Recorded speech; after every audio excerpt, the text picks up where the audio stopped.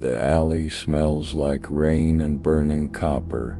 Harry Dresden's staff crackles with power as he faces the demon, its eyes like molten glass, its claws scraping reality itself. Chicago's winter air bites at his duster. He knows this dance. He's fought worse. The demon lunges.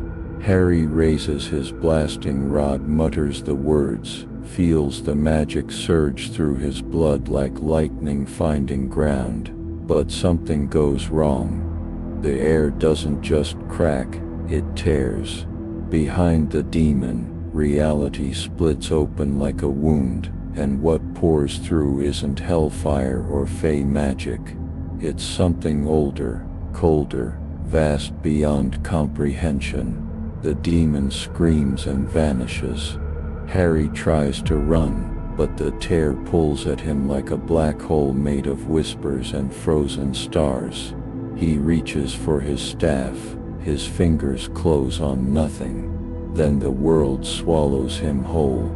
He awakens to the smell of oil and incense and 10,000 years of despair. The sky above isn't sky at all. It's a ceiling of corroded metal stretching into shadows, lit by flickering lumen strips that buzz like dying insects. Around him, hundreds of thousands of people shuffle through streets that shouldn't exist, carved into the side of a structure so massive it makes mountains look like toys. They wear rags, they mutter prayers.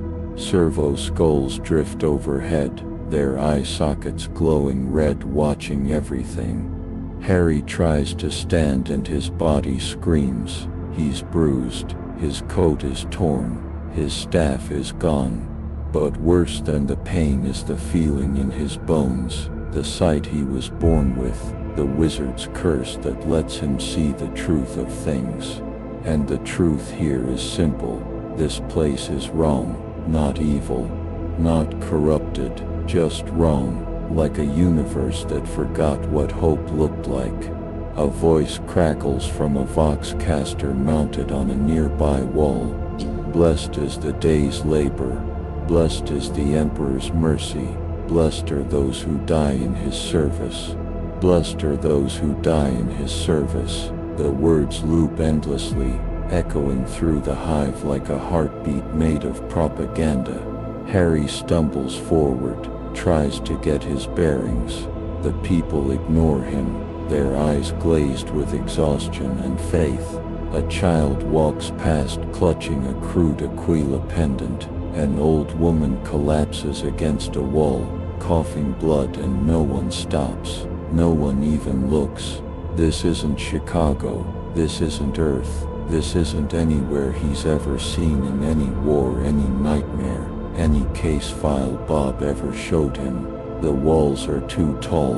The air tastes like rust and prayer, and somewhere deep in his skull, Harry hears something whispering in a language that isn't a language at all, just raw meaning poured into his mind like acid. "Excuse me," Harry says, grabbing a passing worker by the shoulder. The man flinches like Harry just threatened to execute him. His eyes are wide, terrified. "Where am I? What city is this?" The worker stammers, looks around like he's searching for guards, then whispers one word, "Tarsus." Then he tears free and runs, disappearing into the crowd. Harry watches him go. Tarsus, never heard of it. He checks his pockets. No phone, no pentacle. His shield bracelet is cracked. His blasting rod is gone. He's alone in a city of billions, and every instinct he has, the instincts that kept him alive through vampires and fey courts and fallen angels, is screaming one simple message: get out now. But there's nowhere to go. The hive stretches endlessly in every direction, a labyrinth of metal and devotion, and human suffering compressed into architecture. Harry moves through the crowds, trying to think. He's been dropped into weird places before. Fairy, the never, once memorially, into a pocket dimension ruled by a mad sorcerer with a god complex. But this feels different.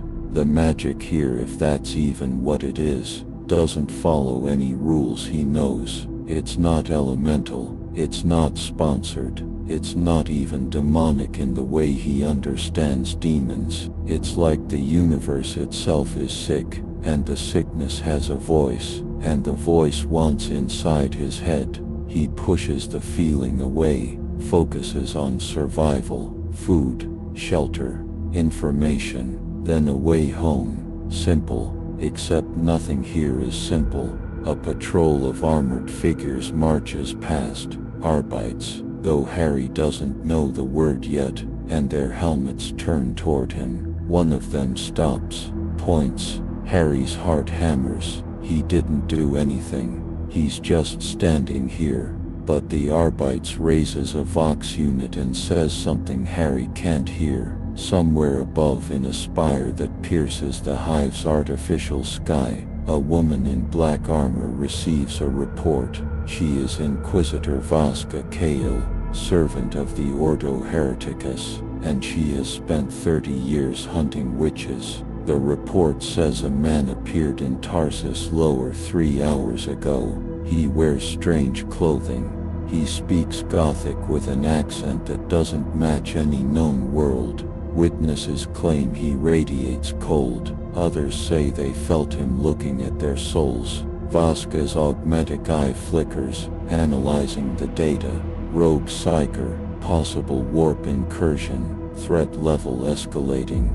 She closes the report and stands, her power armor humming to life. Prepare a suppression team, she says to her acolytes. If it breathes the warp, it dies before nightfall. Her voice is calm. She's done this 1,000 times, but something in the report bothers her. The man didn't attack anyone, didn't preach, didn't summon. He just asked where he was. Vasca dismisses the thought. Mercy is heresy. Compassion is corruption. In the Emperor's name she will burn the witch before he damns them all. Harry doesn't see the Inquisition coming. He only sees the crowd's part. He only hears the hum of power armor, and the click of bolt pistols being primed. He only feels the cold certainty settling into his chest. He's about to fight people who think they're the good guys, and in this universe maybe they are. A voice booms from the approaching squad, amplified by Vox speakers. Psyker, surrender in the Emperor's name. Harry raises his hand slowly. He doesn't understand the words, but he understands the tone. It's the same tone cops use right before things go bad. I'm not your enemy, he says, knowing they won't believe him. The squad leader raises a bolter. Harry feels the air around him start to hum, his magic reacting to fear and adrenaline, reaching for the thing it always reaches for: fire. But this time the fire doesn't come from him. It comes from somewhere else, somewhere vast and hungry and impossibly far away. The warp smiles, and Harry Dresden, Wizard of Chicago, realizes he's made a terrible mistake. If you want to see what happens when a man who fights for hope enters a galaxy that has forgotten the word, when magic meets the warp and morality collides with faith, then stay with me. Subscribe, because this story doesn't end in victory. It ends in fire, and maybe, just maybe, in a choice that will define whether Harry Dresden becomes a legend or another forgotten heretic burned in the Emperor's name. The galaxy is vast, the darkness is endless, and you're about to witness what happens when one good man tries to survive the 41st millennium. Let's continue. The fire doesn't obey him. That's the first sign something is catastrophically wrong. Harry's used his magic 1,000 times. Flame responds to will, to focus, to the careful balance between power and control. But this fire wants things. It rides in the air like a living creature. flickering between orange and a sickly purple that shouldn't exist in any spectrum Harry knows. The Arbites stumble backward, their helmets auto-senses screaming warnings. The crowd scatters, people trampling each other to escape.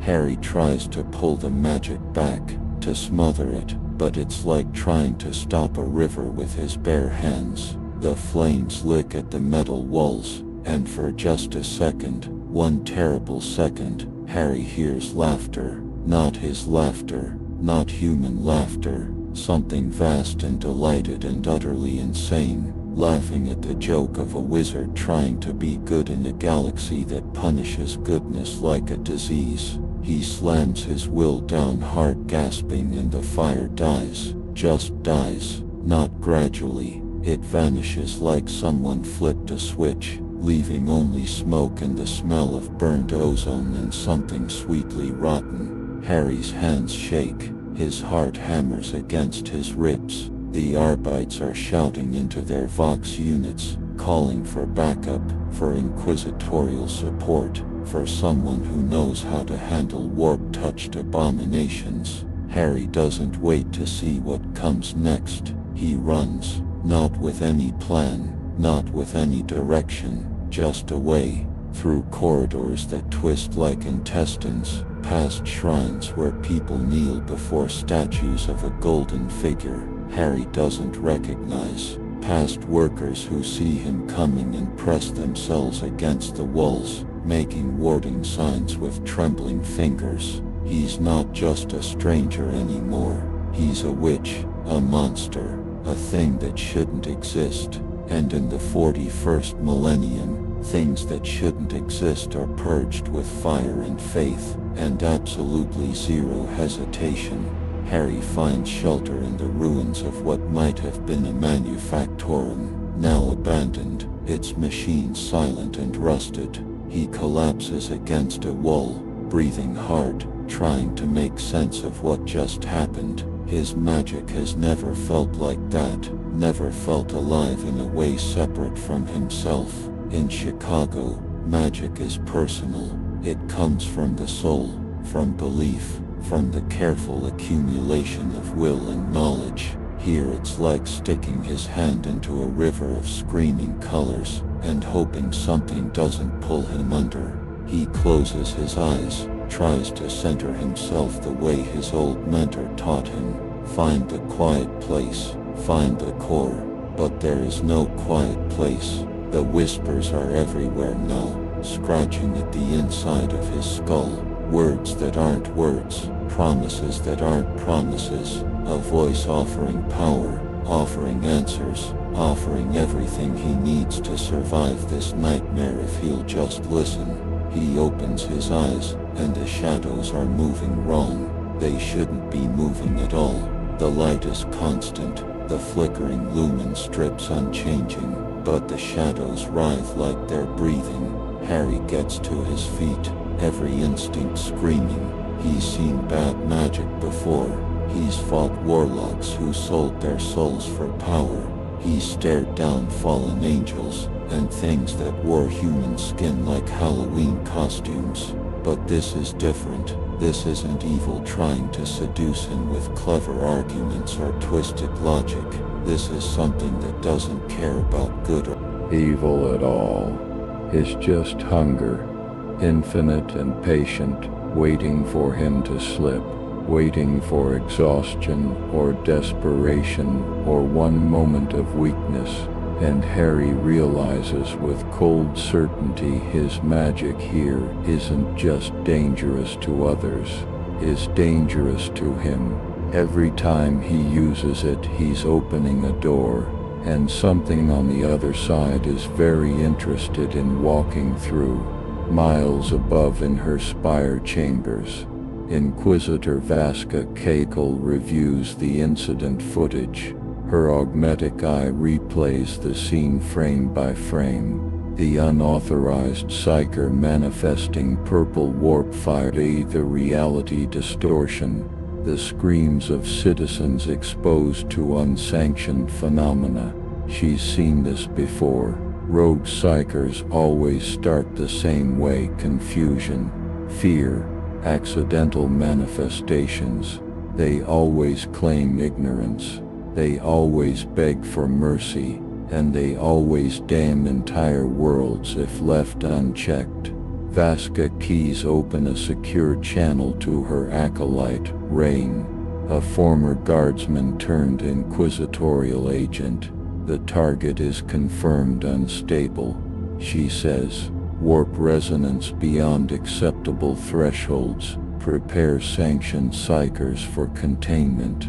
If containment fails, authorization is granted for terminal purge. Rain's voice crackles back.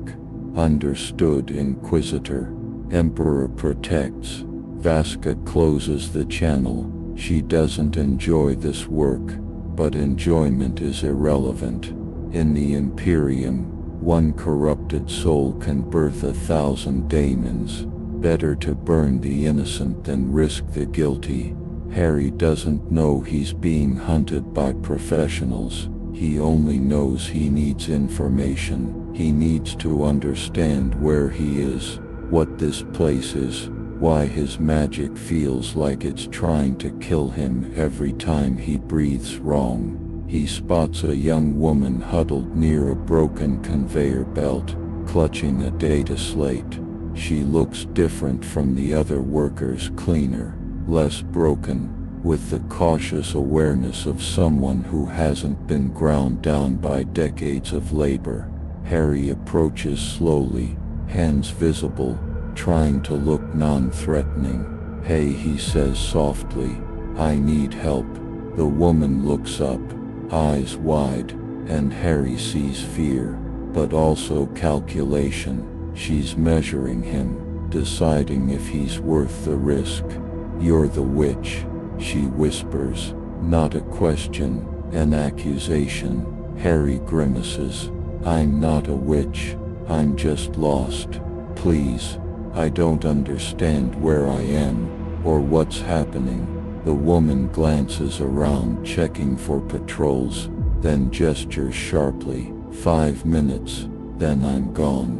She leads him deeper into the ruins, to a space shielded by collapsed machinery. When she speaks, her voice is rapid, urgent. "You're in Hive Tarsus, Segmentum Tempestus. If you don't know that, you're either insane or you're not from any Imperial world I've heard of." She studies his face. "The Arbites are searching every level. The Inquisition has been notified. If they find you, they'll kill you. Not arrest you, kill you, because you touched the warp, and that's all they need to know." Harry's stomach drops. "The warp? What's the warp?" The woman's expression shifts from fear to something like pity. "Emperor's mercy, you really don't know." She hesitates, then says quietly, "The warp is hell. It's the space between spaces where daemons live and reality breaks. Psychers touch it when they use their powers. Most go mad. All of them are dangerous. And you," she points at him, "you burned with warp fire, purple fire. That means something noticed you, something out there in the dark." Harry feels ice slide down his spine. He thinks about the laughter, the hunger, the way his magic felt like something else was steering it. "What happens if something notices you?" he asks, though part of him doesn't want to know the answer. The woman's face goes pale. "It means you're already dead. You just don't know it yet. The warp doesn't let go. It whispers, it promises, it shows you exactly what you want and makes you think it's your idea. And when you finally say yes, when you open yourself fully, it pours through and turns you into something that has to be killed before it spreads." She backs away, suddenly urgent. "I'm sorry, I can't help you more than this. If the Inquisition finds me talking to you, they'll execute me too. Run, get to the lower levels, hide. Pray the Emperor grants you a quick death." She's gone before Harry can respond, vanishing into the shadows like she was never there, and Harry is alone again, in a galaxy that wants him dead, with magic that might kill him first. The lower levels smell like death going through the motions of living. Harry descends through access shafts and maintenance tunnels, following the flow of the desperate and the damned.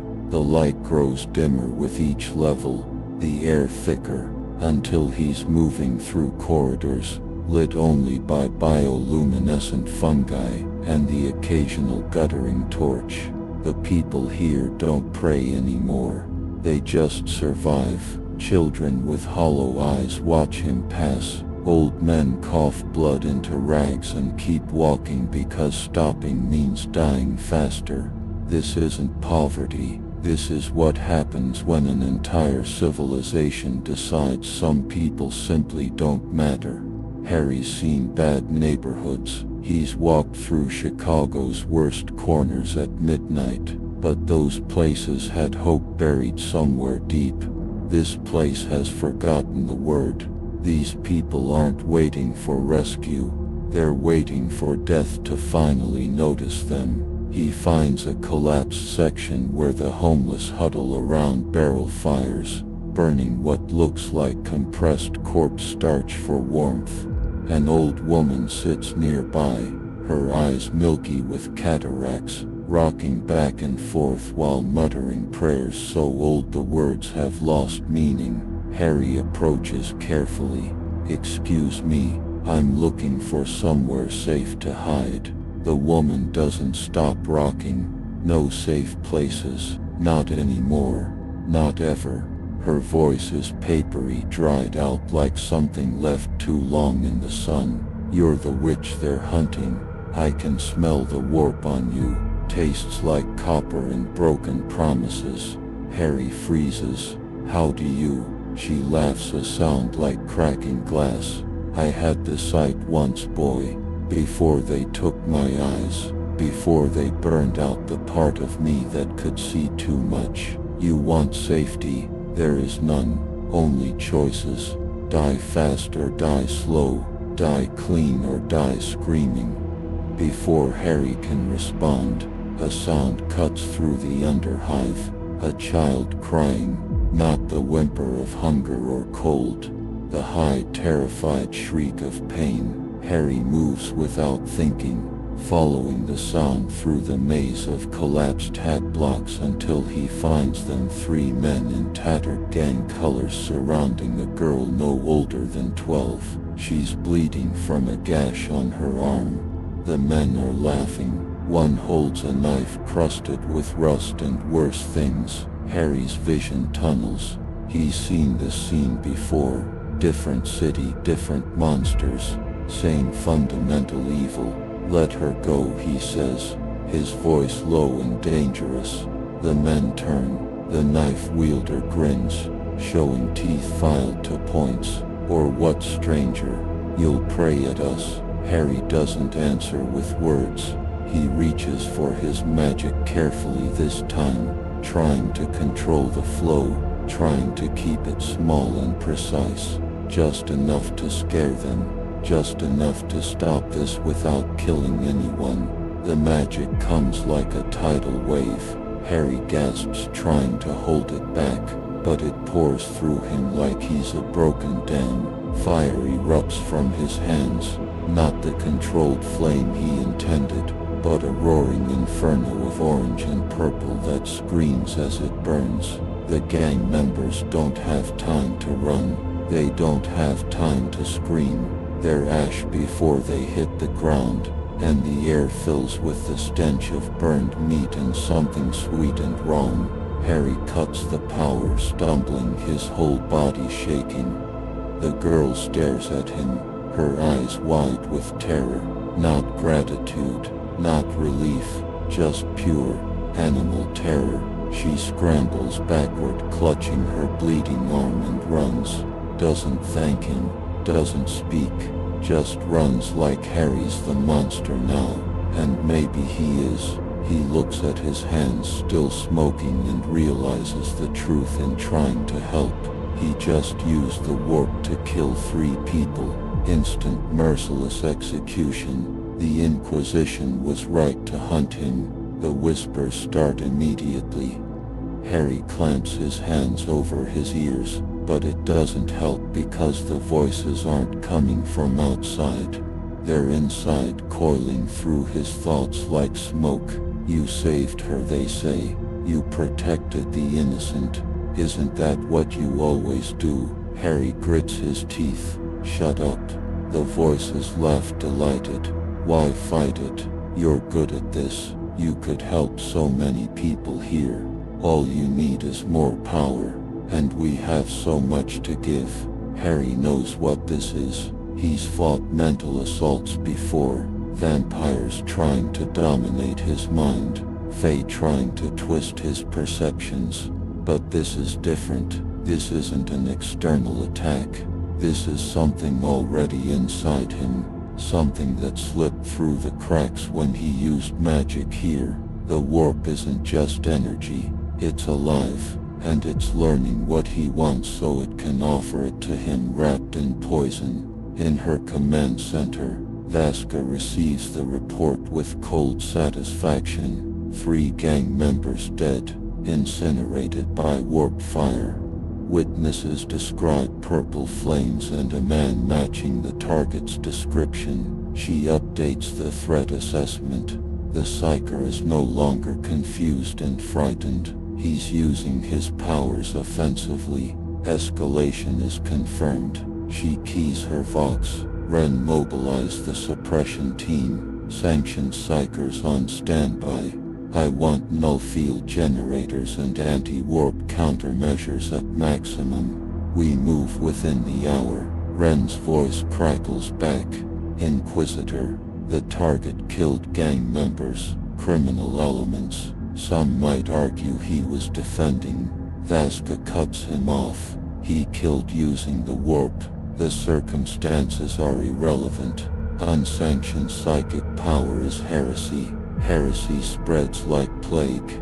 We burn the infection before it corrupts others. She stands checking her bolt pistol's magazine. Each round is inscribed with prayers. Each one costs more than a worker earns in a lifetime. She'll use every one if necessary.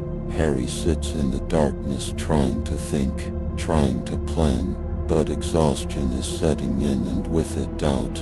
In Chicago he knew the rules. Monsters existed but so did choice. You could fight back. You could protect people. You could win sometimes if you were smart and lucky and willing to pay the price. Here none of that seems to apply. Here helping people makes you a monster. Using power damns you. And the whispers keep promising that it doesn't have to be this way. You could be stronger, they say. Strong enough to make your own rules. Strong enough to protect everyone. Harry thinks about the girl, about her terror, about the way she ran from him like he was worse than the men who were hurting her. And he wonders, in a galaxy this broken, is there any point in being good? Or does goodness just get people killed faster? He doesn't have time to answer that question. Boots echo through the underhive, armored boots, moving with military precision. Flashlights cut through the darkness like blades. A voice amplified by Vox speakers booms through the ruins. Psyker, this is your final warning. Surrender now and face the Emperor's mercy. Resist and be purged in his name. Harry stands slowly, his body aching, his magic thrumming just beneath his skin like a trapped animal desperate to be free. He could run deeper, lose them in the labyrinth, or he could fight and damn himself completely. Or, and this is the thought that terrifies him most, he could surrender, walk toward the lights with his hands up. Trust that maybe somehow there's justice in this place. but the old woman's words echo in his mind. Die fast or die slow. Die clean or die screaming. In the 41st millennium, Harry Dresden is learning there are no good choices, only choices that kill you in different ways, and the Warp is listening, waiting to see which death he'll choose. Harry chooses to run, not because he's a coward, he's faced down things that would break most people, but because surrender in this place feels like walking into a furnace with his eyes open. He moves through the underhive like a ghost, using every trick he learned running from the White Council's wardens back when they thought he was too dangerous to live. Stay low, stay quiet, use the terrain. Don't use magic unless absolutely necessary.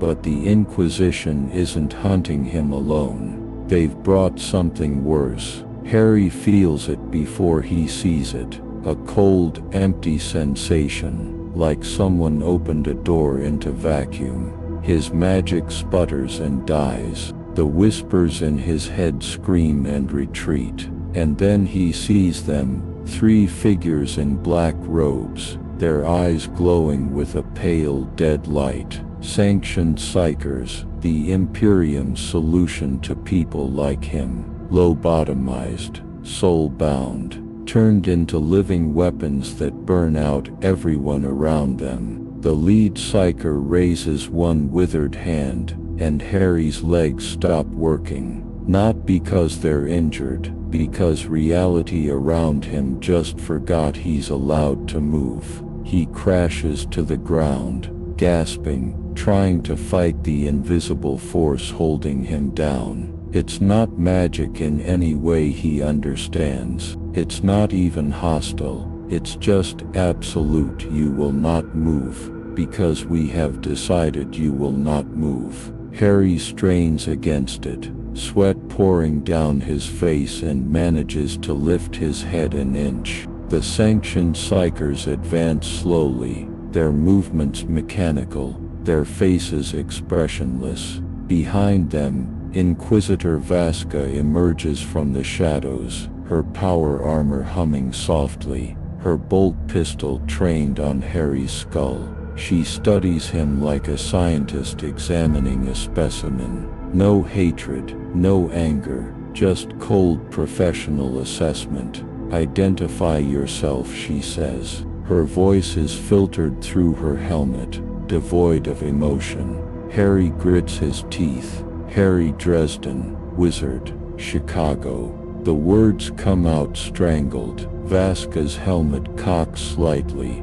processing. No record of such a place in Imperial archives. Designation Rogue Psyker, origin unknown, warp touched. She gestures and the sanctioned psychers tighten their hold. Harry feels like his bones are being crushed by invisible hands. You killed 3 Imperial citizens using unsanctioned psychic power. You manifested purple warp fire, indicating chaos resonance. You will be questioned. If you survive the questioning, you will be executed. If you do not survive, you will be cremated, and your ashes scattered in sanctified fire. Harry tries to speak, but the pressure increases. Black spots dance in his vision. Vasca continues, her tone never changing. Do not beg, do not plead. The Emperor's judgment is absolute. Your corruption ends here. Something inside Harry breaks. Not his will, his restraint. He spent years learning to control his power, to use it carefully, to never let it run wild. But the Warp doesn't care about control. The Warp cares about emotion, about desperation, about the moment when survival overrides everything else. Harry stops fighting the pressure, and instead reaches for the fire inside him. Not carefully, not precisely, he just grabs it and pulls with everything he has. The sanctioned psychers scream, actual human sounds coming from their ruined throats, as Harry's magic crashes against their null field like a battering ram. The field cracks, reality shivers, and for just a second, the barrier between the materium and the immaterium grows thin enough that something looks through. Vasca sees it in her helmet's display, a massive eye made of fire, and screaming faces, staring at them all with interest that feels like hunger. Then Harry's power explodes outward in a wave of flame and force that sends everyone flying. Harry staggers to his feet, his whole body shaking, his vision blurred. The sanctioned psychers are down, 2 unconscious, 1 twitching and making sounds that might be prayers or might be death rattles. Vasca is on her knees, her armor sparking, her helmet cracked, but she's already reaching for her bolt pistol, already trying to stand. Harry could kill her, should kill her maybe, in self-defense, but even now, even here, he can't make himself murder an unconscious person. He runs instead, limping, bleeding from his nose and ears, the warp fire still crackling around his hands. Behind him, Vasca's voice cuts through the chaos, transmitted on all inquisitorial channels. Target is loose, demonic manifestation confirmed. Authorization granted for exterminatus protocol if containment fails. All units converge. The Emperor protects. Her voice doesn't waver, not even after seeing an eye made of hell itself staring at her. Faith, Harry realizes, is just another kind of madness here. He doesn't get far. The Underhive is suddenly flooded with Arbites, with inquisitorial stormtroopers, with armed citizens deputized on the spot, and promised redemption if they bring down the witch. Harry ducks into a maintenance tunnel, his lungs burning, his magic flickering like a dying candle. He's running out of strength, running out of options, and the whispers are back, louder now, promising salvation. They'll kill you, the voices say, but we can help. Just say yes, just open the door. We'll give you the power to survive, the power to win. Harry shakes his head, trying to focus. He knows what happens when you make deals with things from beyond reality. He's seen warlocks consumed by their own power, seen good people corrupted into monsters because they thought they could control forces that were always controlling them. But what's the alternative? Die here, alone, in a universe that doesn't even know his name. A hatch opens above him. Harry looks up, expecting soldiers, expecting death. Instead he sees a face, young, scarred, with eyes that have seen too much but haven't given up yet. The woman from before, the one who warned him. Move, she hisses, now, before they triangulate your position. Harry doesn't question it. He climbs, his muscles screaming, and she hauls him into a hidden chamber carved from the hive's bones. The space is small, barely large enough for 2 people, lit by a single flickering candle. She seals the hatch behind them, and triggers something. Harry feels the air change, feels a strange dampening effect settle over the room. Null field generator, she whispers. Stolen, illegal. Will hide you for maybe an hour before they detect the power drain. She looks at him, and there's no kindness in her expression, only calculation. Why? Harry gasps. Why help me? She's silent for a long moment, then because I had a brother once, a psyker, 10 years old when they took him. They said he'd be sanctioned, trained, turned into a weapon for the Emperor. I never saw him again, but I saw what they did to him. Saw him on the front lines during a heretic uprising. His eyes dead, his mouth moving in prayers he didn't understand. Burning people alive because someone pointed and said kill. He died 3 months later, used up like ammunition. Her voice is flat, empty. You're going to die too, but maybe you can die as yourself. Maybe that's worth something. Harry stares at her, wants to say thank you, wants to promise he'll find a way to make this right. But there's nothing right about this place, nothing to fix. Just people surviving in the cracks of a system designed to grind them into nothing.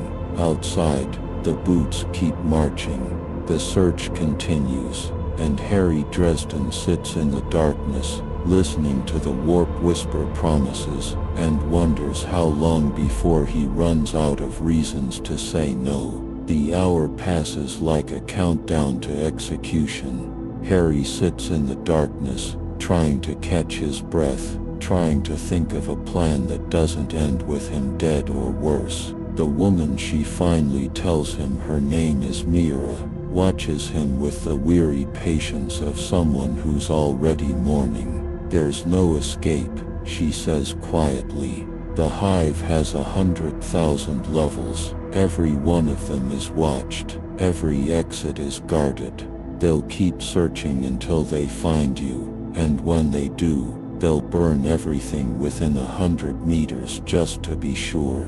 Harry leans his head back against the cold metal wall. There's always a way out, always a loophole.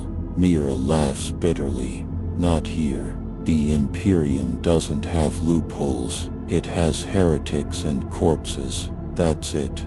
Harry closes his eyes. Back in Chicago he'd be calling in favors. Murphy would help.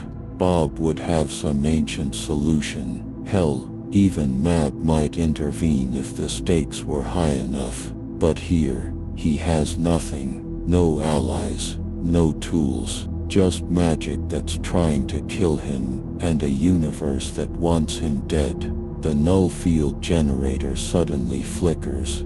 Mira's face goes pale. No, we have time still. The generator dies completely. Its hum fading to silence like a last breath, and immediately Harry feels them. Not the Inquisition, something else. Something that's been circling in the dark waiting for exactly this moment. The temperature in the chamber drops, frost forms on the metal walls, and Harry hears singing, wrong singing, words in languages that hurt to hear, melodies that make his teeth ache, and his vision blur.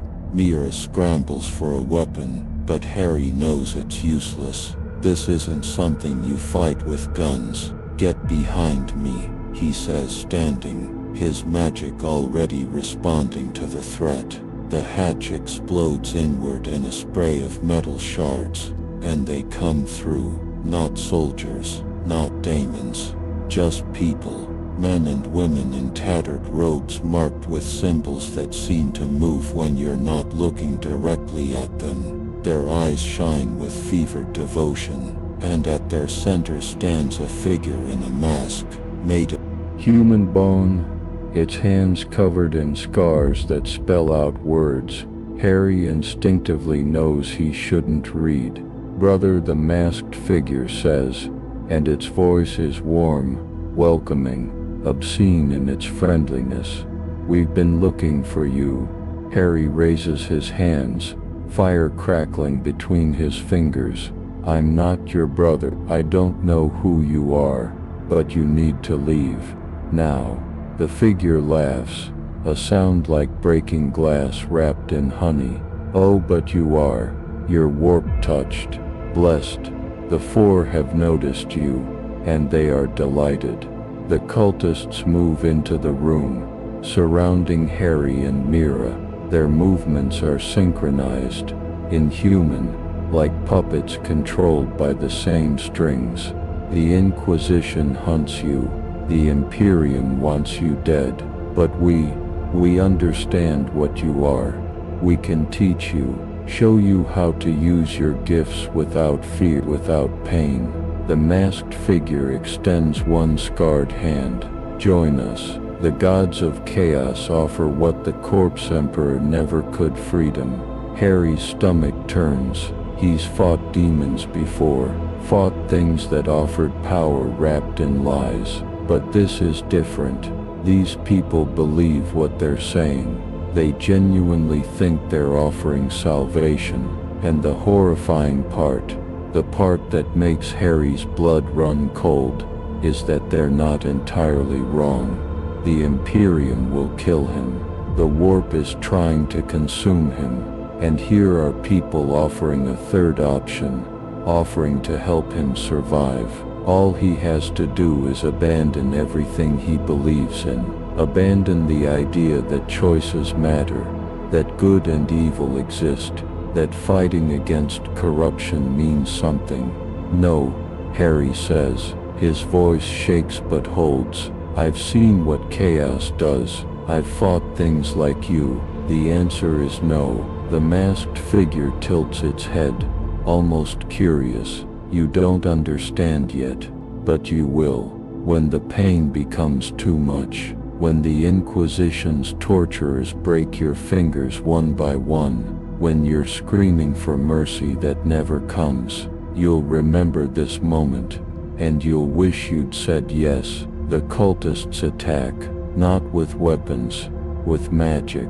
Raw, unfiltered warp energy that crashes against Harry's hastily erected shields like a tidal wave of screaming colors. Harry fights back, fire and force meeting corruption and madness, and the chamber becomes a hell of light and noise. Mira huddles in the corner, hands over her ears, bleeding from her nose as reality frays around her. Harry can feel it happening. His magic mingling with theirs, the boundary between his power and the warp dissolving. Every spell he casts opens him further. Every defense lets something slip through. The whispers become shouts. The voices promise and threaten and seduce all at once. And Harry realizes with absolute clarity, he's losing. Not the fight, himself. The more he uses magic here, the more he becomes what they want him to be, a tool, a conduit, a door open just wide enough for something vast and hungry to reach through, and remake him from the inside out. Then the far wall explodes. Bolt rounds tear through cultists like they're made of paper. Flames erupt, not warp fire, but Promethean, burning clean and pure and merciless. Inquisitor Vasca strides through the breach, her armor scorched but functional, her bolt pistol singing its prayer of death. Behind her, stormtroopers pour in, their weapons cutting down anyone who doesn't wear the Imperial Eagle. The masked figure turns, hissing, and raises its hands to cast. Vasca shoots it in the face.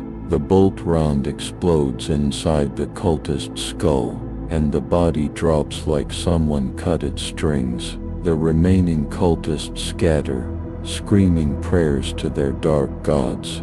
The stormtroopers hunt them through the corridors like it's a routine patrol. Vasca approaches Harry, her weapon still raised, her damaged helmet revealing one cold gray eye. "Move," she says, "and I will kill you where you stand." Harry doesn't move. He's exhausted, bleeding, his magic guttering like a candle in a hurricane. Mira is unconscious behind him, possibly dead. The cultists are being executed in the corridors. He can hear the bolt pistols, the screams, the sudden silence. Vasca studies him for a long moment. "You fought them," she says finally. "The heretics. You refused their offer. It's not a question." She saw everything through her helmet's recording systems. Harry nods weakly.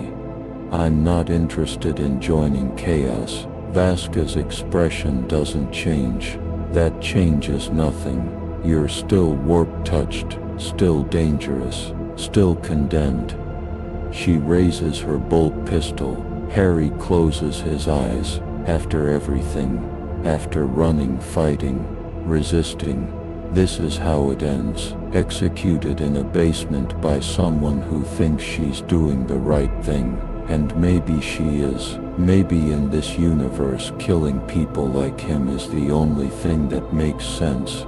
He waits for the shot.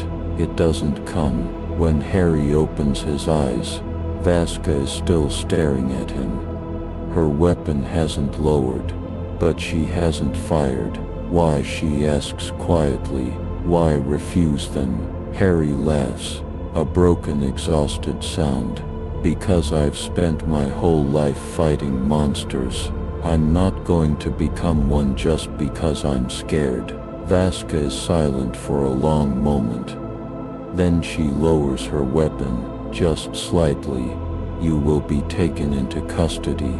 You will be questioned by the Order Hereticus. If you lie, you will be tortured until you tell the truth. If you tell the truth and it proves your corruption, you will be executed. If by some miracle you are deemed salvageable, you will be soul-bound and sanctioned. She pauses. There is no freedom in your future. No happiness, no escape, only service or death. Harry meets her eye, sees something there he didn't expect. Doubt.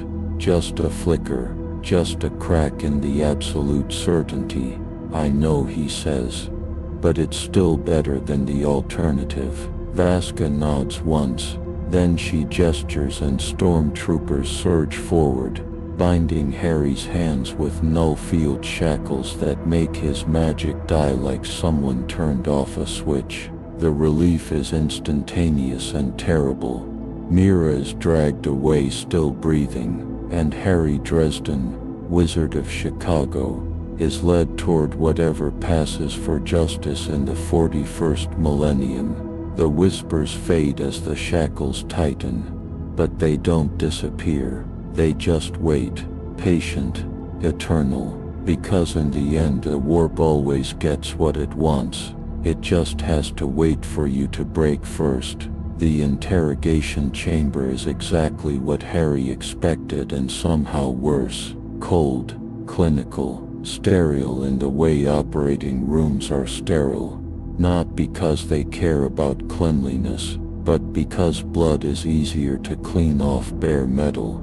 They've strapped him to a chair that's bolted to the floor, his wrists and ankles locked in null field restraints that make his entire body feel hollow. The magic is still there, buried deep, but it's like trying to shout through a pillow, muffled, distant, almost peaceful. 3 inquisitors sit across from him at a steel table. Vasca is one of them. The others are strangers.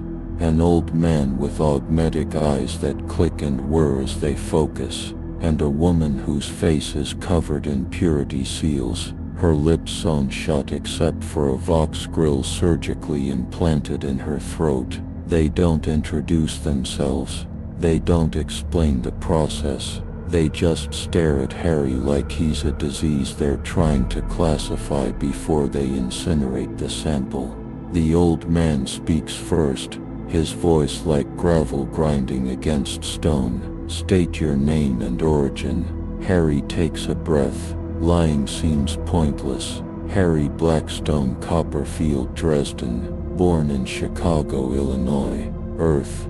I'm a wizard. I don't know how I got here. 1 minute I was fighting a demon. The next I woke up in your hive. The inquisitors exchange glances. The woman with the sewn lips types something on a data slate. The old man continues. There is no Chicago in Imperial records, no Illinois, no Earth matching your description. Either you are lying delusional, or you originate from a reality outside our understanding. He leans forward. We will determine which. And if you are a warp spawn construct designed to infiltrate the Imperium, we will burn the truth from your bones. Harry's throat goes dry. I'm not lying. I'm not a demon. I'm just a guy who ended up somewhere he doesn't belong. The woman with the sewn lips taps a control panel. The chair Harry's strapped to hums to life, and suddenly his head is on fire. Not physically, psychically. He feels something vast and cold pressing against his mind, peeling back layers like someone skinning an onion. Memories flood to the surface against his will. His mother's death, his first spell, the day Justin de Morn tried to corrupt him, the night he killed him in self-defense. Every mistake, every choice, every moment he chose to fight instead of surrender. The Inquisitors watch data scroll across their screens, psychic resonance patterns, emotional markers, memory authenticity protocols. They're not interested in his feelings. They're mining his soul for evidence, looking for corruption the way doctors look for cancer. And Harry can't stop them, can't even slow them down. The null field holds his magic useless while they dissect everything he is and catalog it for judgment. Subject demonstrates consistent moral framework. The old man reads aloud. Repeated rejection of corrupting influences. Multiple encounters with entities classified as demonic or warp adjacent. Survival rate statistically improbable. He looks up at Harry, something like curiosity in his augmetic gaze. You've been fighting chaos your entire life. You just didn't know that's what you were fighting. Harry gasps as the psychic probe withdraws, leaving his mind raw and aching. I fought monsters, things that hurt people. That's all I know. Vasca speaks for the first time. In the Imperium, those are the same thing. She stands circling the table slowly. You claim ignorance of the warp, yet you wield it with precision unusual for unsanctioned psychers. You claim moral opposition to chaos, yet you killed 3 men with warp fire strong enough to leave scorch marks on reality itself. She stops directly in front of him. Explain the contradiction. Harry meets her eyes. I didn't want to kill them. I was trying to save a kid. The magic, it got away from me. It's never done that before. Not like that. He pauses, struggling for words. In my world, magic is dangerous but controllable. Here it feels like every spell I cast is opening a door I can't close. Like something's always watching, waiting for me to slip. The woman with the sewn lips makes a sound impossible to tell if it's agreement or condemnation. Her vox grill crackles. Accurate assessment. The warp is sentient malevolence. It does not serve. It corrupts. The subject's awareness is unusual but not unprecedented. She types more notes. The old man nods slowly. Recommendation. Extended observation. Subject demonstrates resistance to chaos influence despite repeated exposure. This may prove valuable for understanding warp corruption vectors. Vasca's jaw tightens. Or it may prove he's simply better at hiding his allegiance. The room falls silent. Harry realizes they're not deciding if he's guilty. They're deciding if he's useful enough to keep alive a little longer. The decision comes from someone Harry can't see, a voice transmitted through the Vox system, distorted and ancient. The subject will undergo sanctioning trials. If he survives and demonstrates sufficient control, he may be rendered useful to the Imperium. If he fails, immediate execution. The transmission ends. No appeal, no discussion, just verdict delivered from on high. The Inquisitors stand as one. Vasca lingers, studying Harry's face. Do you understand what sanctioning means? She asks quietly. Harry shakes his head. She continues, her voice flat. They will take you to Holy Terra. They will bring you before the Golden Throne, and the Emperor himself or what remains of his consciousness will judge your soul. Most psychers die instantly, their minds burned out by proximity to his divine presence. Those who survive are permanently changed, bound, their power chained to service of the Imperium forever. She pauses. There is no freedom after sanctioning, only obedience or death. Harry's heart hammers. He thinks about the sanctioned psychers he saw. Their dead eyes, their mechanical movements, souls carved away until nothing remained but weapons in human shape. And if I refuse, Vaska's expression doesn't change. Then you die here. Now, clean and quick. She draws her bolt pistol, checks the chamber. I would consider it mercy. Harry laughs. A sound without humor. Some choice. Be lobotomized or executed. Vaska holsters her weapon. In the Imperium, most people don't get choices at all. The fact that you have one, even this one, is more than billions ever receive. She turns to leave, then stops at the door. For what it's worth, your refusal of the Chaos Cult was noted. There are those among us who believe you may genuinely be what you claim. A warrior against darkness who simply doesn't understand the galaxy he's fallen into. She pauses. I am not yet among them, but I'm watching. Prove me wrong. The door seals behind her with a hiss of hydraulics. Harry sits alone in the interrogation chamber. No field restraints still active. His mind still raw from the psychic violation. He thinks about Chicago, about his apartment, his cat, his friends, about Murphy probably wondering where the hell he disappeared to, about a life that feels like it happened to someone else in a different universe. Maybe it did. Maybe this is all there is now. A choice between slavery and death in a galaxy that's forgotten what either word even means. The whispers start again, threading through the no field like smoke through cracks. They'll break you, the voices say. On Terra, before the corpse god, they'll strip away everything you are. But we could save you. Just say yes. Just open the door. Harry closes his eyes, thinks about every choice he's ever made, every monster he's fought, every person he's saved. And he realizes even here, even in hell, the choice still matters. Not because it will save him, but because making it proves he's still himself, still human, still Harry Dresden. And if that's all he has left, the ability to choose how he dies, then he'll hold on to it until they pry it from his corpse. The transport ship is called the Sanctified Penance, and Harry knows immediately that the name isn't metaphorical.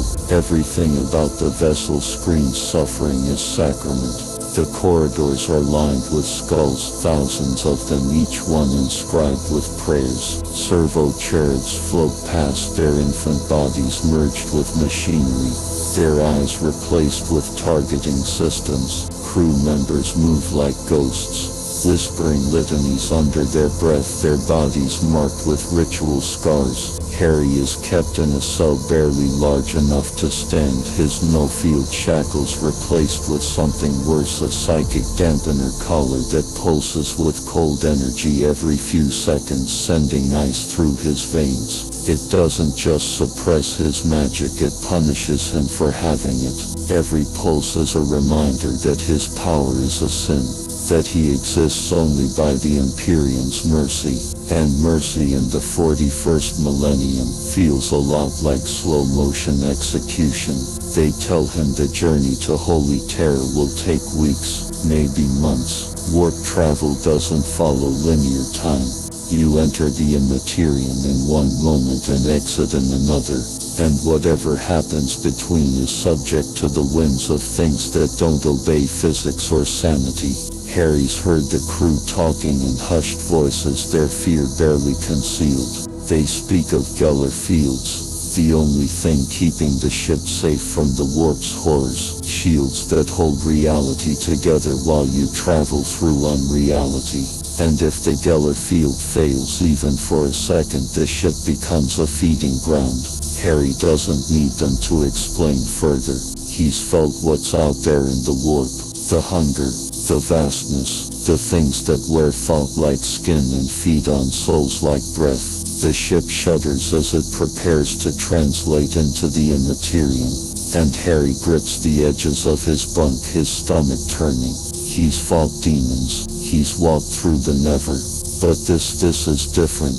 This is diving into hell and hoping you come out the other side still recognizing yourself. The translation happens like reality tearing at the seams. One moment the ship is in normal space, stars visible through distant viewports, the hum of engines steady and mechanical. The next everything shifts. The walls seem to breathe. The air tastes like copper and burning hair. And Harry hears screaming, not from the crew, not from anything human, from the ship itself, from the space between spaces. He presses his hands against his ears, but it doesn't help because the sound isn't physical, it's psychic. It's the warp itself howling at their intrusion, clawing at the Geller field, testing for weakness. Harry's dampener collar pulses faster, trying to keep his magic suppressed, but even it can't completely silence the resonance. He feels the warp calling to him, feels it recognize him as something that belongs more to it than to the material universe. And the whispers, the constant seductive whispers, become a roar. Come home, they say. You were always meant to be here. Stop fighting. Stop resisting. Let us in and we'll show you wonders. Days pass, or maybe hours, or maybe years. Time doesn't work right in warp transit. Harry loses track of meals, of sleep cycles, of anything that marks the passage of normal existence. The crew grows more paranoid with each passing moment. He hears both pistols being fired in distant corridors, hears screaming that cuts off abruptly. Rumors spread that someone saw things moving in the shadows, that prayer marks have been defaced, that crew members are missing or have been found dead with symbols carved into their flesh. The inquisitorial guards stationed outside Harry's cell are replaced more frequently. Some look exhausted, some look terrified. One looks at Harry with eyes that shine too bright, too eager, and whispers, "It's beautiful, isn't it?" The truth beyond the veil. That guard disappears before the next shift. Harry doesn't ask what happened to him. He already knows. The warp doesn't just destroy, it converts. And faith, even imperial faith, becomes a fragile thing when you're traveling through a dimension made of nightmares. Then the Geller field flickers, just for a second, just long enough. Harry feels it like someone opened a door in his chest and let the wind rush in. The dampener collar screams, overloading, trying to compensate, but it's too late. The warp pours through the gap and Harry's cell becomes something else. The walls melt away, the floor drops into infinite darkness, and Harry falls not physically but spiritually, his consciousness torn from his body and dragged into the immaterium itself. He sees things no human should see, geometries that don't obey dimensions, colors that exist only in madness, and entities, vast, incomprehensible, made of hunger and malice and twisted joy. They circle him like sharks around drowning prey. One reaches for him, something that might have been an angel once if angels were made of razors and broken promises. Its touch burns, not with fire, with knowledge, with truth. It shows him everything he could become if he just surrendered. Power beyond measure, freedom from pain, the ability to reshape reality with a thought. And Harry sees it, really sees it. The future the warp offers. He sees himself standing in Chicago, wreathed in purple fire, killing every monster, every villain, every threat with effortless ease. He sees himself protecting everyone he loves, solving every case, winning every fight. He sees himself as a god, and underneath it all he sees the truth. Everyone he saves is screaming. Everyone he protects is begging him to stop because the power isn't his, it's borrowed. And the price is paid in souls, not just his own but everyone around him. The warp doesn't offer salvation, it offers damnation disguised as victory. Harry screams a sound that echoes through the Imperium like a prayer in reverse. And somehow impossibly something else answers. Not the Chaos Gods, not the warp entities circling like vultures. Something older, something that feels like cold starlight and absolute judgment. Harry catches a glimpse, just a glimpse of a figure on a golden throne, skeletal and eternal, burning with power that makes the warp recoil. The Emperor, still alive, still watching, still judging. The vision shatters. Harry slams back into his body, gasping, bleeding from his eyes and nose. He's damp in a collar, smoking and sparking. The Geller field stabilizes. The cell walls solidify back into mundane metal. But Harry knows what he saw was real. He touched the warp, saw its true face, saw what it wanted to make him. And worse, he saw how easy it would be to say yes. How rational, how justified. The warp doesn't tempt you with obviously evil choices. It tempts you with the things you already want, twisted just enough that you don't notice the corruption until it's too late. Harry rolls onto his side, shaking his whole body cold.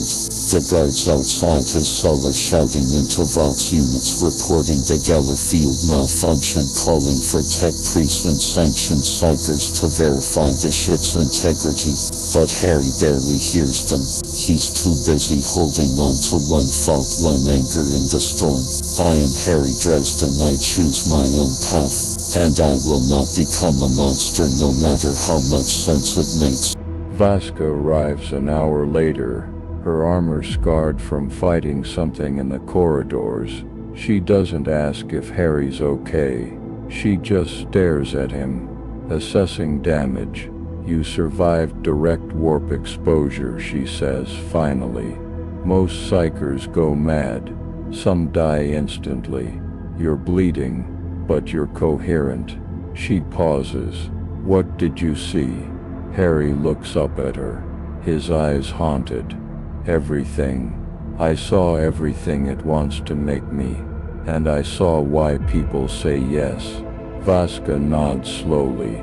And yet you're still here, still yourself. It's not quite respect in her voice, but it's close. She turns to leave, then stops. We're 3 weeks from Terra. 3 weeks of this.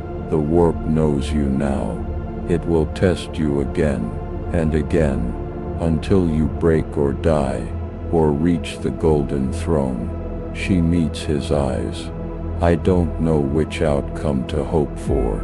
The door seals, and Harry Dresden sits in his cell, surrounded by screaming metal and dying stars, counting down the days until he faces judgment from a god he doesn't believe in. If he survives that long, if the warp doesn't claim him first, if he doesn't claim himself. Terra appears through the viewport like a nightmare wrapped in grandeur. Harry is brought to observe the approach, his shackles humming, 2 guards flanking him with weapons primed. He expected something glorious, the cradle of humanity, the jewel of civilization. Instead he sees a world encased in metal, continents buried under hive cities, oceans drained and replaced with industrial wastelands. The atmosphere itself is brown with pollution, barely breathable even with atmospheric processors working at full capacity. And above it all, orbital defense platforms the size of moons, bristling with weapons capable of cracking planets. This isn't a home world, it's a fortress, a monument to humanity's refusal to die, built on the corpses of 10,000 years of sacrifice. Harry stares at it, and feels something break inside him. Not corruption, but hope, because this is what humanity becomes when it survives. When it fights for millennia against horrors that would devour existence itself. It doesn't stay noble. It becomes this brutal, efficient and absolutely merciless.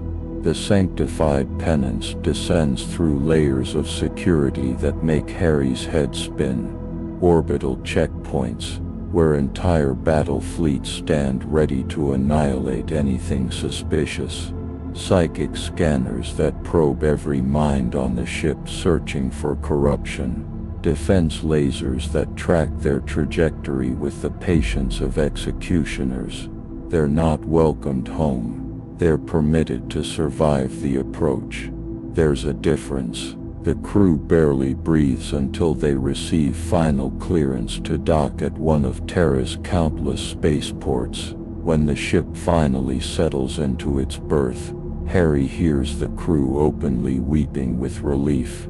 Not because they're happy, because they survived, because the journey through the warp didn't claim them, and on Terra survival is the only victory that matters. Harry is led off the ship in chains, his collar still pulsing, his magic still imprisoned, but even through the dampening field, he feels it, the sheer psychic weight of this world. Billions of minds, trillions of prayers, and underneath it all, something vast and golden and terrible, burning like a sun at the planet's core. They take him through the Imperial Palace. Not the whole thing that would take years, just a fraction, a sliver, and even that fraction is incomprehensible. Corridors miles long lined with statues of heroes and saints and martyrs. Each one perfect, each one dead. Cathedrals large enough to hold entire cities, filled with pilgrims who've traveled centuries to pray here.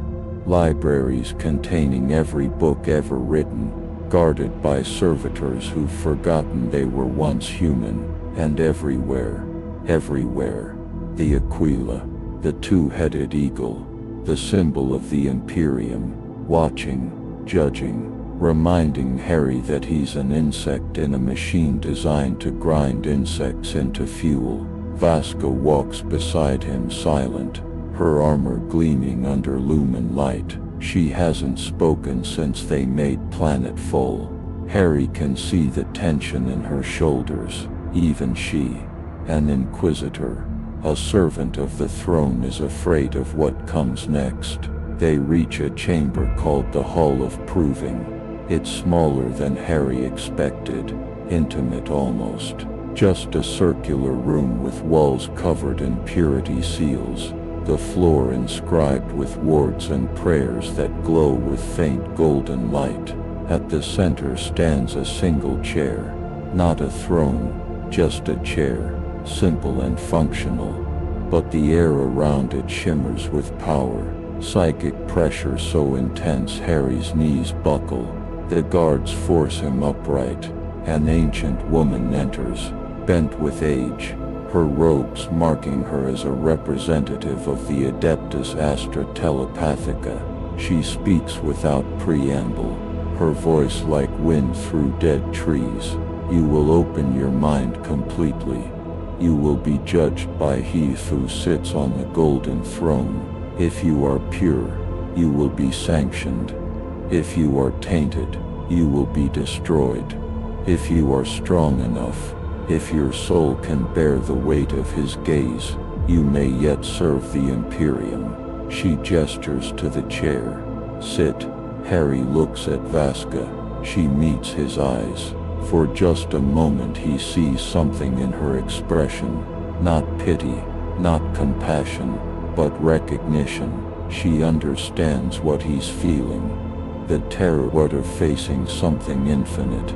The certainty that you won't survive, and the grim determination to try anyway, because what else can you do? Harry nods to her, then he sits. The moment his body touches the chair, reality fractures. He's no longer in the Hall of Proving. He's somewhere else, somewhere that exists outside of space and time, a place built from golden light and infinite darkness, and before him, impossibly vast, impossibly ancient, sits the Emperor, not as he appears in propaganda, not as the shining god of faith.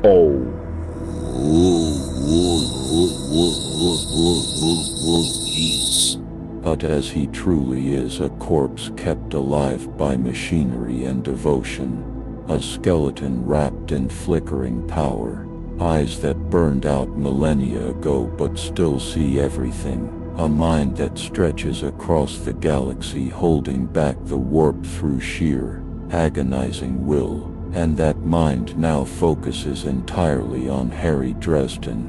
The Emperor doesn't speak, he doesn't need to. His presence alone strips Harry bare, every memory, every choice, every secret laid out for examination. Harry feels himself dissected by something that has judged trillions of souls and found nearly all of them wanting. The Emperor sees Chicago, sees Justin Dumorn, sees every battle Harry fought, every monster he killed, every person he saved, sees the moments Harry almost broke, almost chose power over principle, almost said yes to the things that whispered in the dark, and the Emperor judges, not with words, not with emotion, just with absolute terrifying certainty.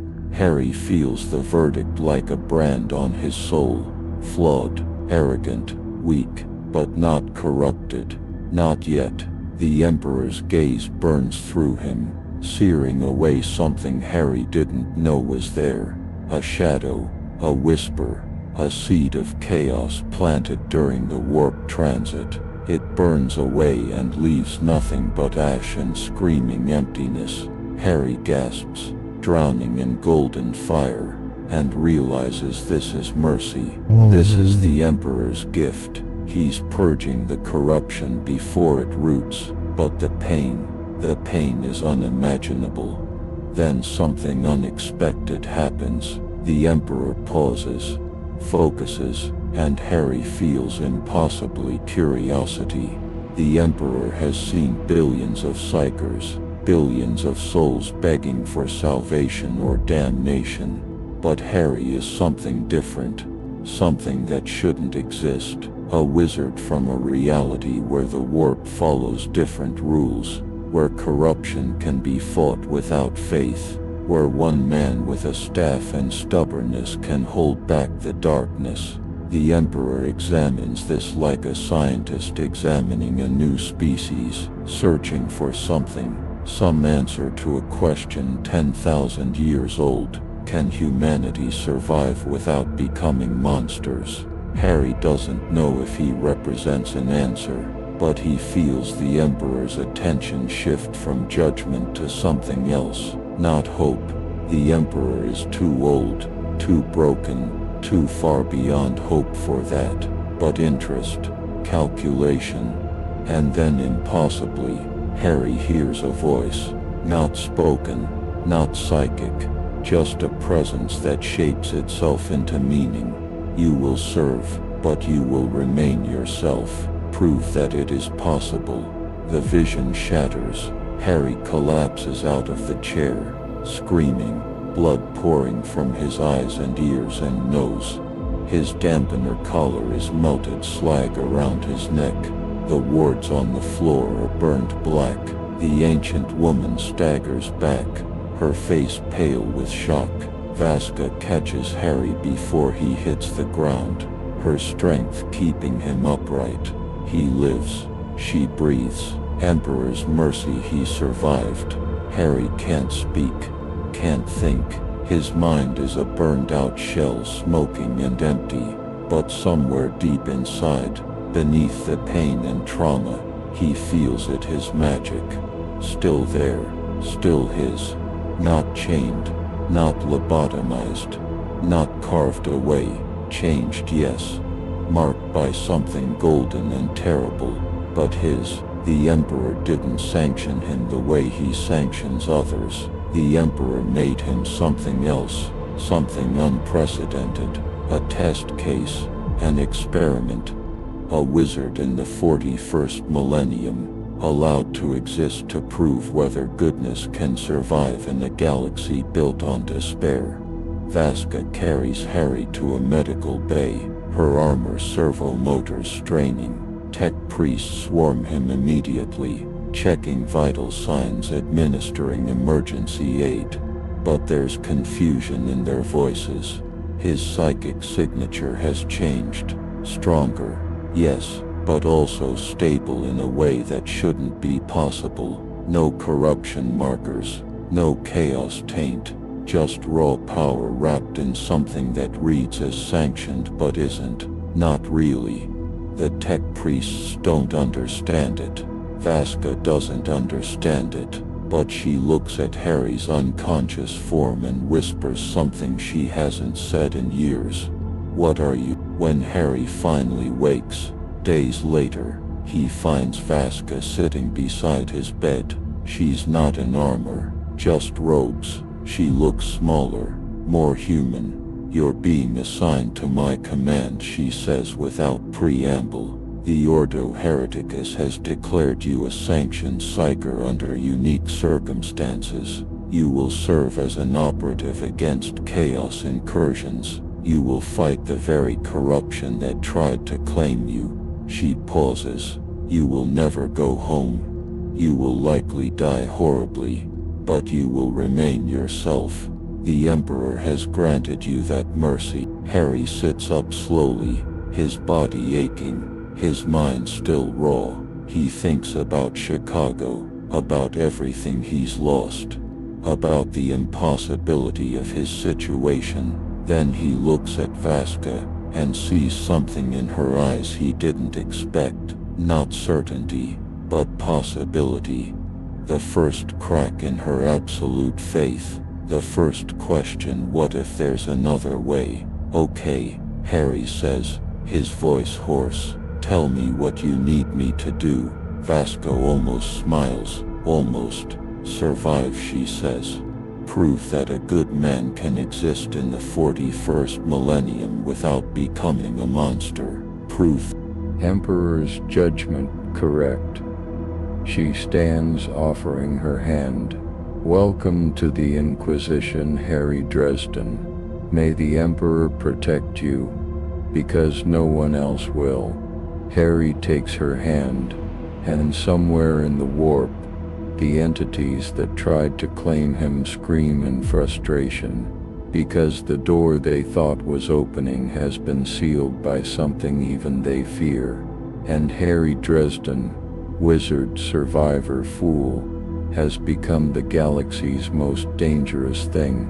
A man with power who still believes in hope, even here, even now, even in hell. The mission briefing is everything Harry expected, and nothing he was prepared for. They're assembled in a war room aboard Vaska's personal ship, the Eternal Vigilance, a smaller, faster vessel than the transport that brought him to Terra. Vaska stands at the head of a hololith display showing a hive world called Secundus Prime. Her expression is carved from stone. Chaos cult, suspected Tichenchian influence. They've been operating for 6 months, converting workers in the lower hives, spreading prophecies about a coming change. She zooms in on a sector of the hive. 14 confirmed ritual murders, symbols carved into flesh, victims chosen for specific psychic signatures. She pauses, looking directly at Harry. 3 days ago they left a message at their latest kill site. One word written in blood: Dresden. The room goes silent. Harry feels ice slide down his spine. "They know I'm here," he says quietly. Vaska nods. "They know, and they're calling you out." The plan is simple, brutal, efficient. Harry will enter the lower hive as bait. accompanied by Ren and a squad of stormtroopers. Vasca will maintain overwatch from orbit, ready to deploy backup or if necessary. It's Orbital bombardment. You are not expected to capture anyone, she tells Harry, her voice flat. You are expected to identify the cult's location and eliminate all hostile elements. Show no mercy. These people have chosen corruption. They are beyond redemption. Harry wants to argue, wants to say that maybe some of them were coerced, manipulated, victims themselves. But he looks at Vasca's eyes and sees the truth she's already learned in the 41st millennium. Mercy kills more people than cruelty.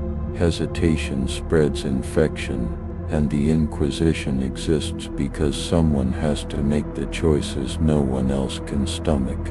Understood, Harry says. Vasca studies him for a long moment, then nods. Emperor protect you, Dresden. You'll need it. Secundus Prime's lower hive smells like rotten desperation. Harry descends through levels of human misery that make Tarsus look prosperous. People living in corridors so narrow they can't stand upright. Children with mutations, extra fingers, eyes that glow in the dark, skin that weeps fluid, abandoned because their parents couldn't afford to feed them. The Imperium's propaganda speakers blast messages about duty and sacrifice. But down here, no one's listening. They're just trying to survive another day.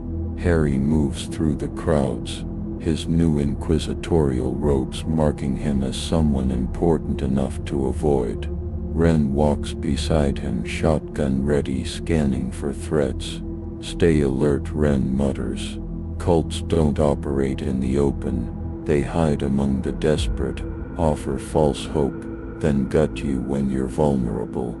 Harry nods, his magical senses stretched to their limit.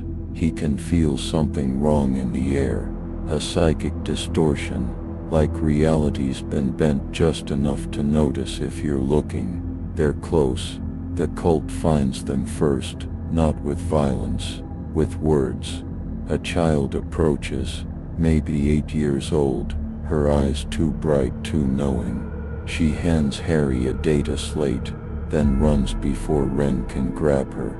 Harry reads the message. Come alone to Sector 47, Tertius. We have answers. We have truth. We know what you are, Harry Dresden. We know you're still fighting, but we can show you the war you're really in. Coordinates follow. Ren reads over Harry's shoulder, and immediately Vox calls Vasca. It's a trap. Vasca's voice crackles through. Obvious bait. Harry stares at the coordinates. Of course it's a trap, but they know things they shouldn't.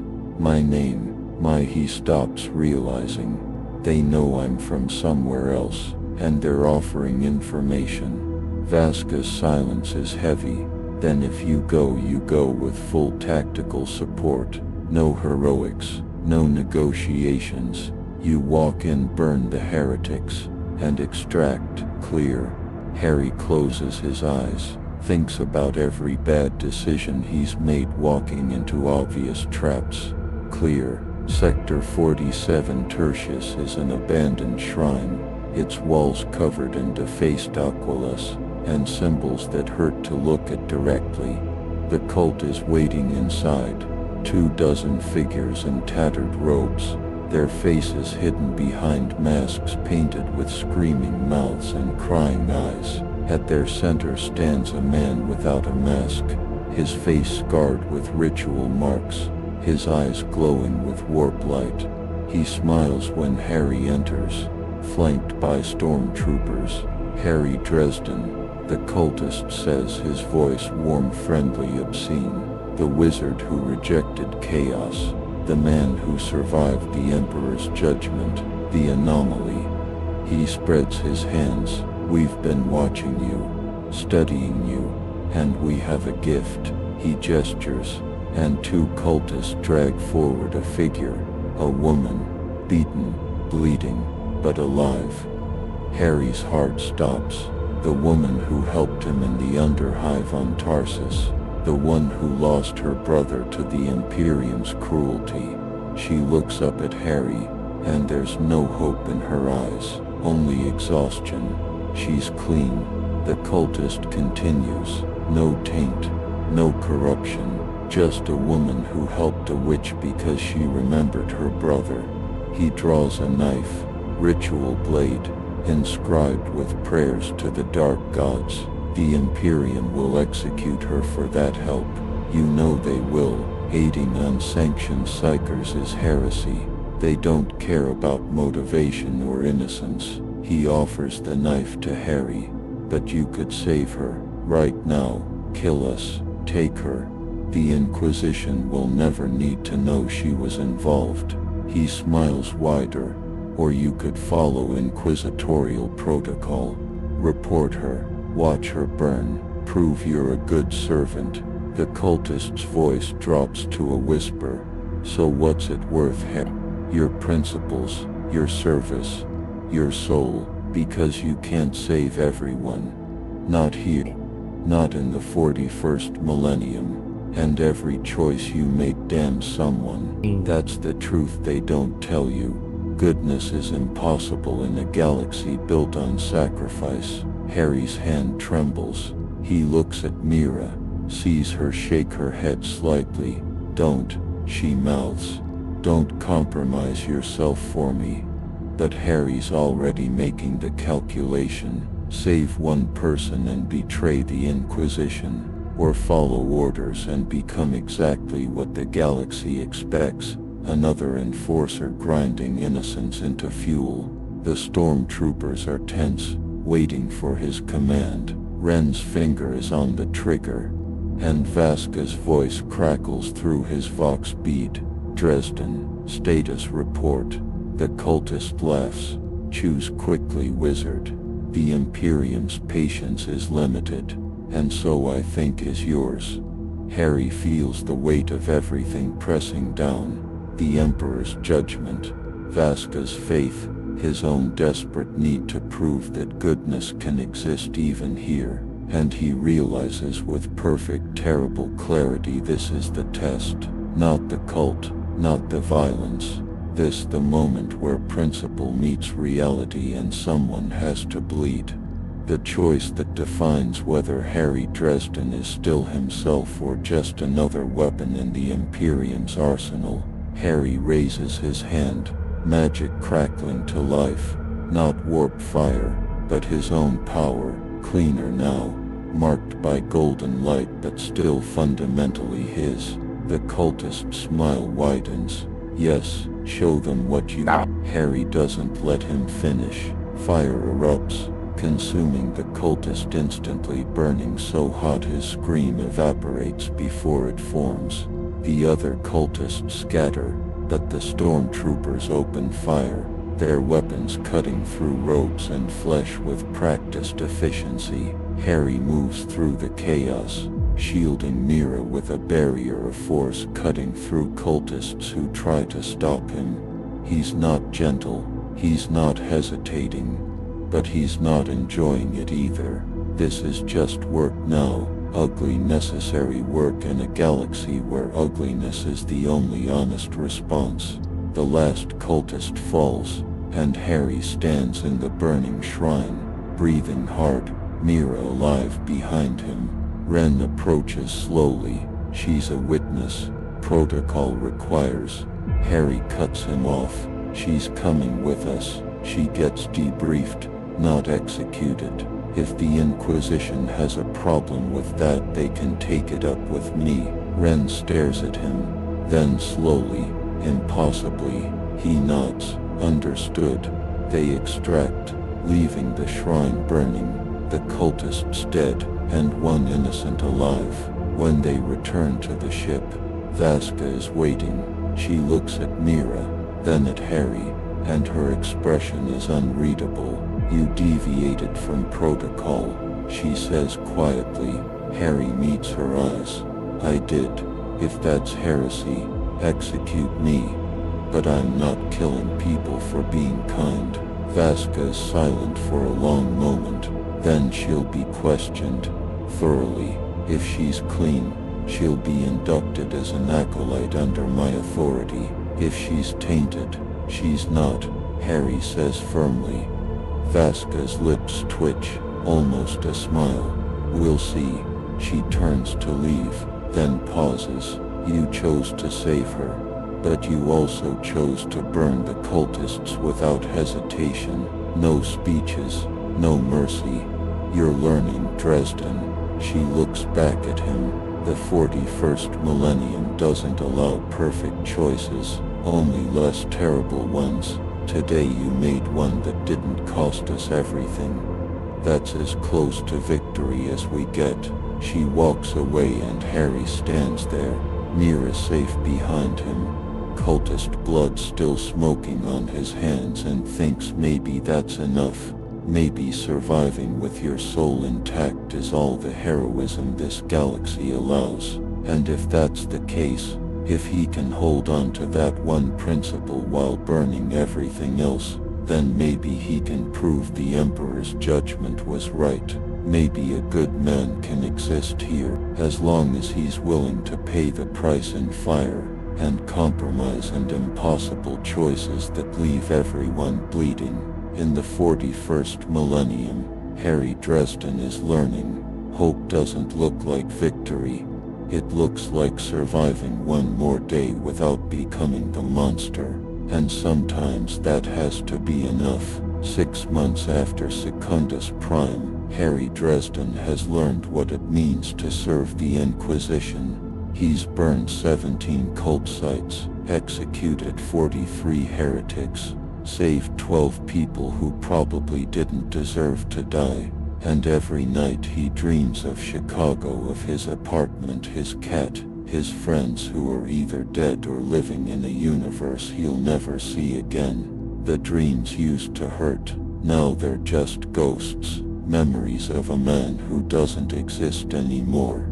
Harry stands on the observation deck of the Eternal Vigilance, watching a planet die below, not metaphorically, literally dying. An exterminatus in progress, the planet's surface burning under cyclonic torpedoes, because a chaos cult infected too deeply to excise. 3 billion people gone, because the Inquisition decided mercy was too expensive. Vasca stands beside him, silent. She doesn't apologize, doesn't explain, just watches alongside him, bearing witness to the galaxy's cruelty because someone has to. Does it ever stop hurting? Harry asks quietly. Vasca considers no, but you learn to carry it. The alert comes 3 hours later. Warp breach. Massive psychic disturbance. Planet called Creven's Hope. Ironic name for what's about to become hell. The breach is catastrophic. A cult successfully completed a summoning ritual, tearing reality open and letting something through. Daemons. Thousands of them. The local defense forces are being slaughtered. The civilian population is being converted or consumed.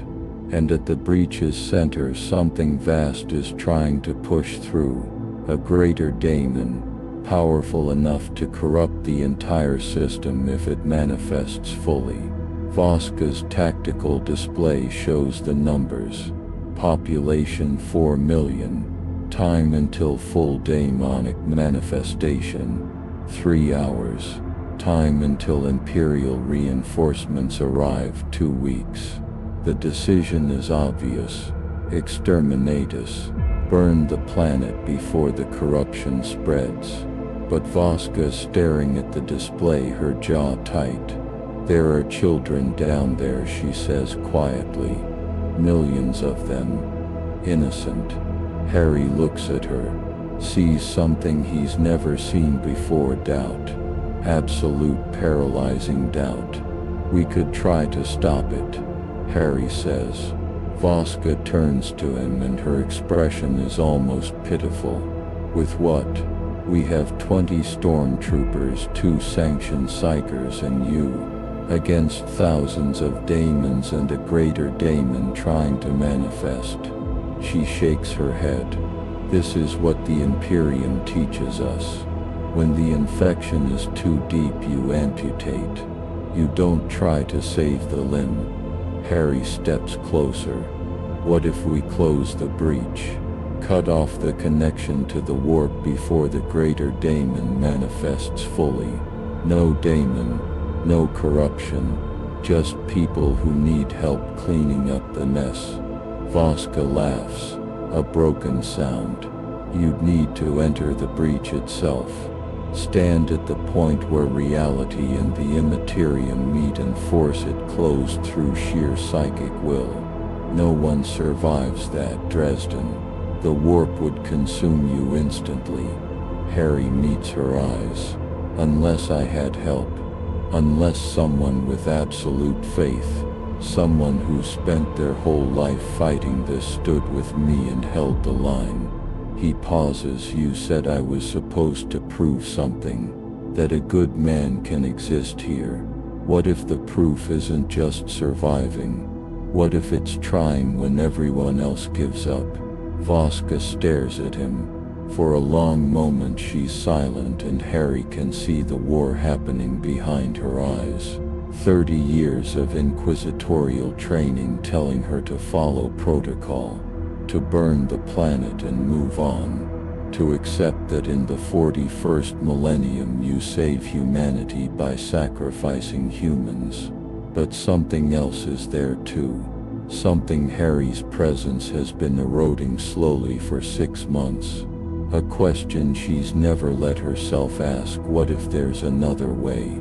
If we fail, she says slowly, the breach expands. The corruption spreads. We lose the planet and everyone on it anyway, plus ourselves. Harry nods. Yeah, but if we succeed 4 million people live, including the kids. Voska closes her eyes. And when she opens them, there's something new there. Something that looks almost like hope. Emperor, forgive me, she whispers. Prepare for immediate deployment. All units, we're going in. The breach is exactly as horrific as Harry expected.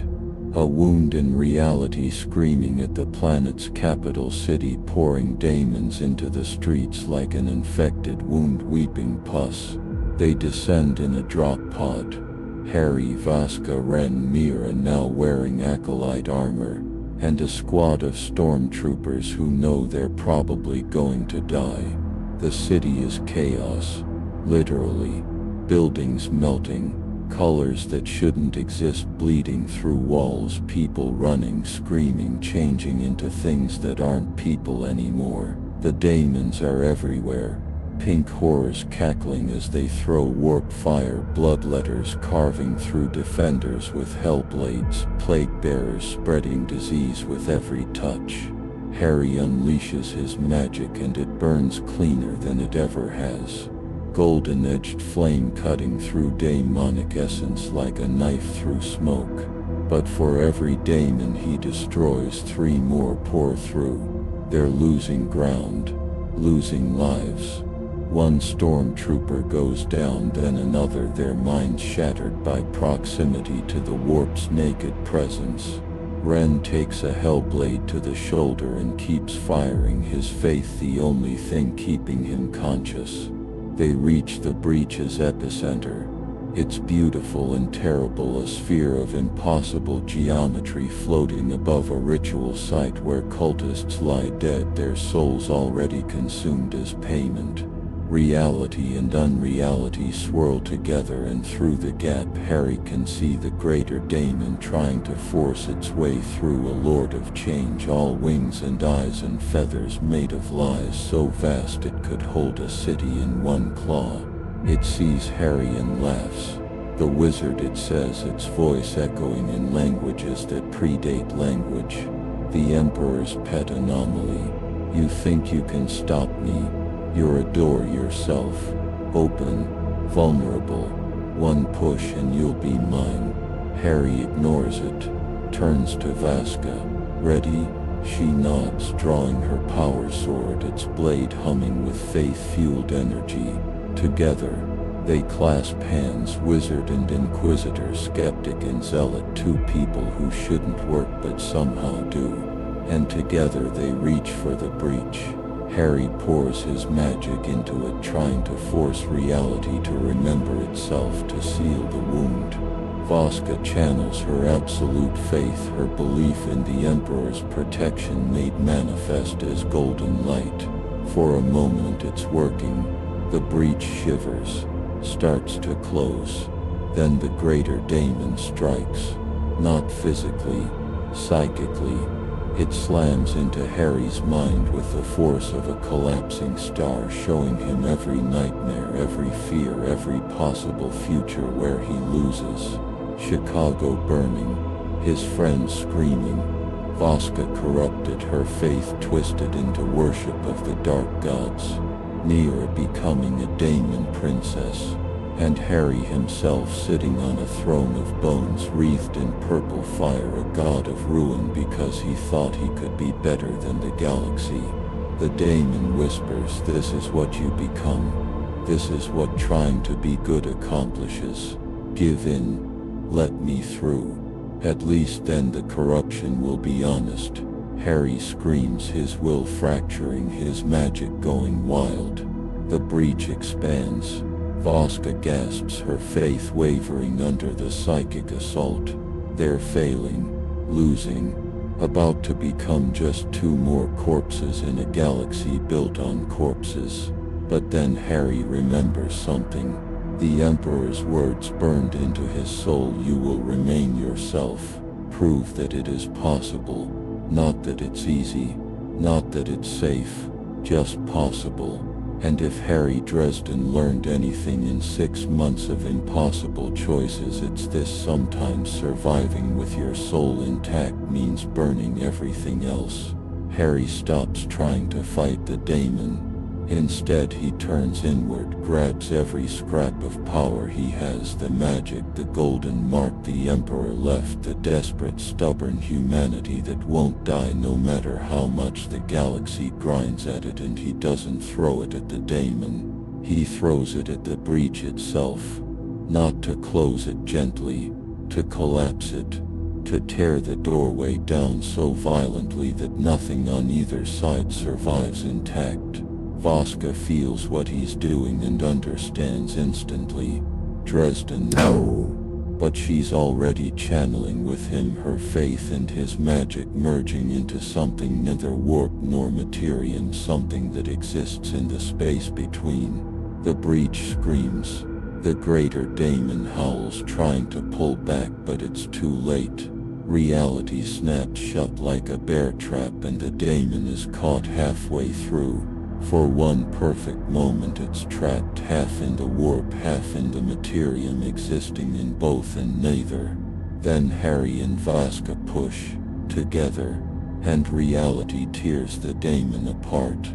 It dies screaming, its essence scattered across dimensions, and the breach collapses with a sound like thunder in reverse. Silence falls. The daemons still in the city flicker and vanish, their connection severed.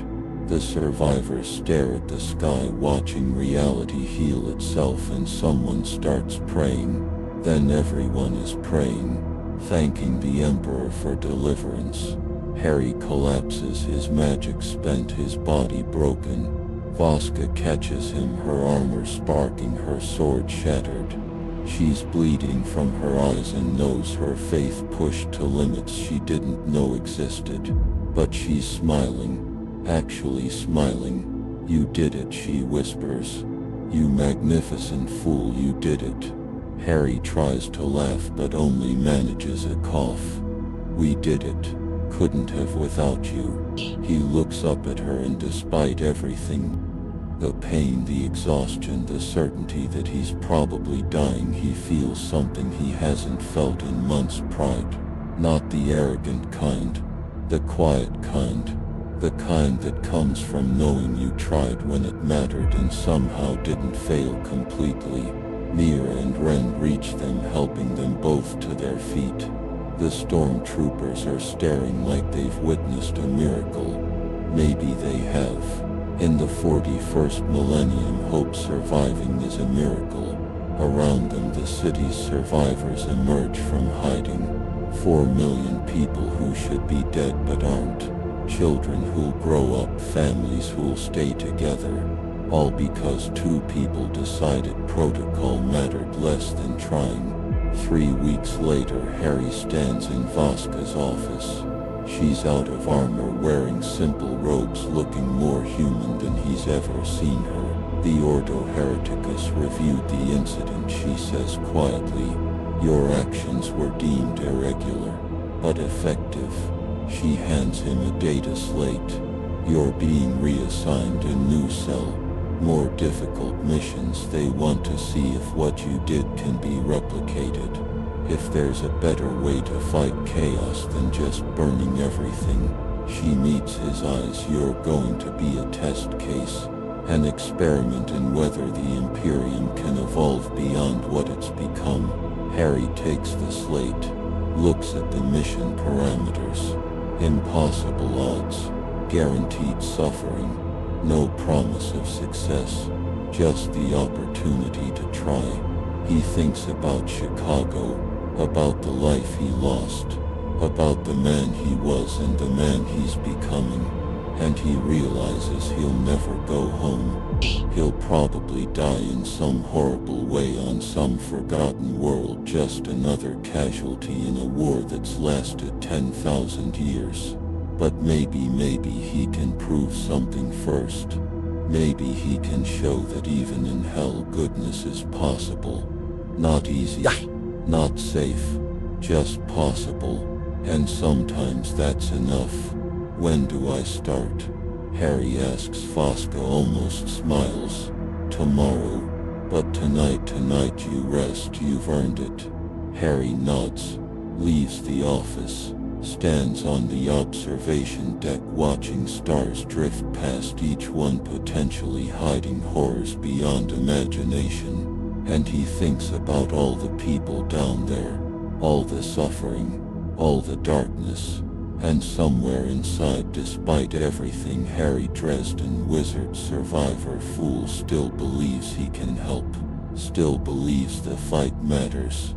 Still believes that in a galaxy where there is only war, choosing to protect people instead of just killing monsters makes him something. The 41st millennium desperately needs a man who refuses to give up on humanity even when humanity has given up on itself. The stars don't answer. They never do. But Harry watches them anyway. And for now, in this moment, that's enough. In the grim darkness of the far future, even hope must fight to survive. But as long as Harry Dresden breathes, it will never stop fighting. And that in the end is the only victory that matters.